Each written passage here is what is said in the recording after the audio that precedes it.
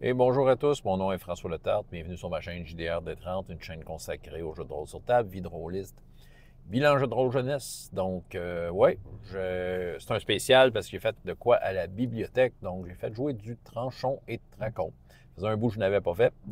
C'est quand même agréable.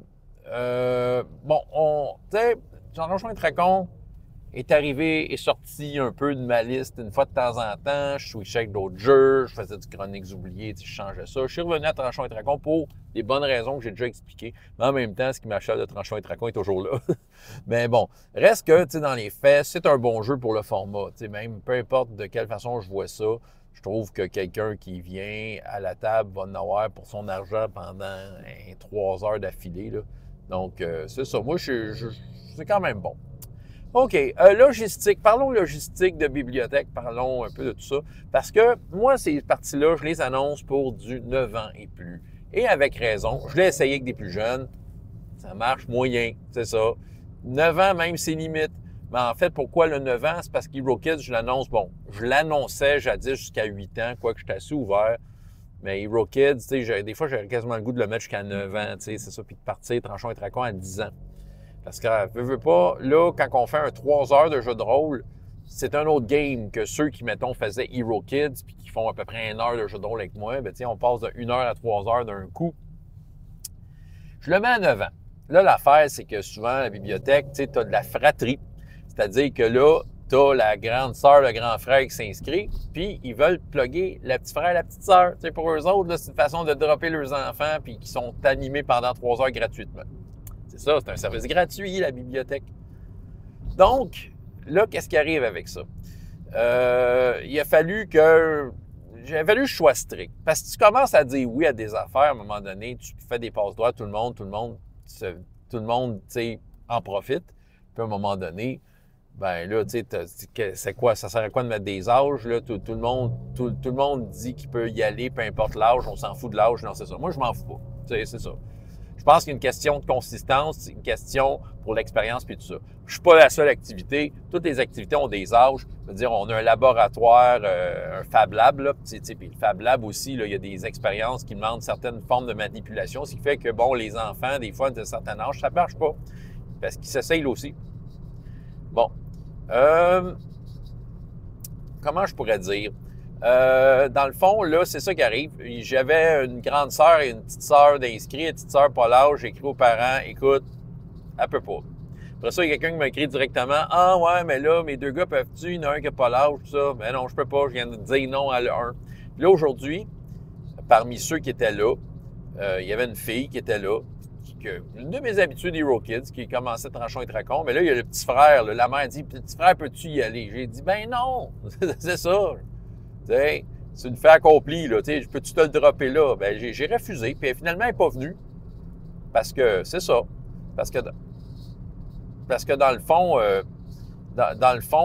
comment je pourrais dire? C'est ça. Faut que je dise non à un moment donné. C'est ça que, excusez. J'avais de quoi qui me déconcentrait. Bon, c'est ça. Bref, j'avais juste 4 joueurs, finalement. Ce qui était bien correct. Bon, parlons de la partie en même temps. C'était très agréable. J'ai pris un one-page dungeon là, qui avait comme un petit map le fun. J'ai fait le petit casse-tête avec une image agrandie, tout ça. Puis il y a toutes sortes d'enjeux. Un dragon, des flammes bizarres que tu peux toucher aux bûches ou pas.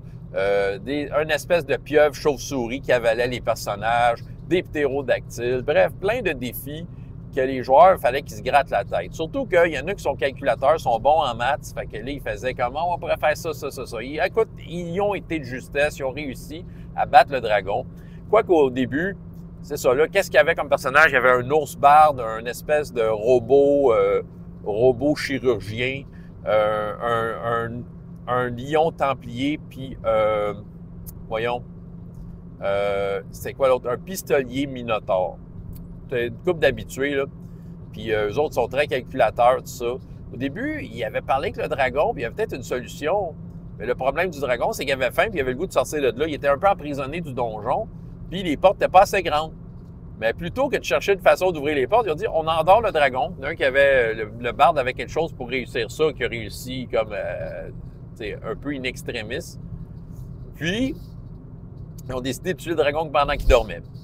Ben c'est ça. J'ai fait un peu des calculs, des estimations, j'ai un peu jugé de ça. Fait que, tu sais, pendant qu'il dormait, ils ont pu lui faire perdre la moitié de ses points de vie, mais l'autre moitié, il s'est réveillé, là. Fait que là, OK, qu'est-ce qu'on fait, là? On se bat contre, puis là, il était dans la merde. Ils ont réussi à le battre. Mais reste que, tu sais, dans les faits, c'était une game agréable. C'est une game où les joueurs étaient quand même bons complices. Surtout que j'ai un ancien qui est revenu. Puis c'est un ancien avec qui j'avais déjà eu des problèmes. Mais il est rendu plus grand. Il a 15-16 ans. Il est plus grand. Il est comme plus raisonnable. Comment je pourrais dire?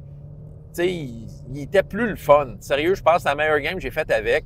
Fait que j'étais très agréablement surpris de son comportement. J'en avais un autre aussi qui était un peu difficile. C'était un joueur qui a de la misère à suivre. Mais à un moment donné, tu sais, j'avais parlé à sa mère. Il dit, écoute, s'il veut être là, il faut qu'il suive un peu parce que c'est ça, il faisait comme du gros n'importe quoi tout le temps. Il oubliait, en fait, il ne tenait pas compte que c'était un travail d'équipe. Mais là, il était plus en équipe. Fait que, tu sais, j'avais 4 joueurs quand même investis, quand même qui communiquaient bien ensemble. Bref, une belle équipe de jeu de rôle. Fait que tout ça a été très agréable au final. C'est ça. Fait qu'en conclusion, oui, quand je mets des âges, ben c'est ça qui arrive. Faut les respecter. Tu sais, je pense que c'est ça qui arrive. Ben, j'ai déjà dit oui dans le passé à du monde. Ah, ben là, les deux, son grand frère, sa grande sœur sont inscrits. On peut-tu inscrire le petit frère? Ben oui, qui s'amène? Tu sais, introduisons-le au jeu de rôle. Mais finalement, c'était pas super parce que le niveau de jeu, il était comme pas... C'était un peu bizarre. Bref, c'est ça que j'avais à vous raconter. François Letarte, JDR Détente, et jusqu'à la prochaine fois. Ayez autant de plaisir dans la vie que dans les jeux. Au revoir.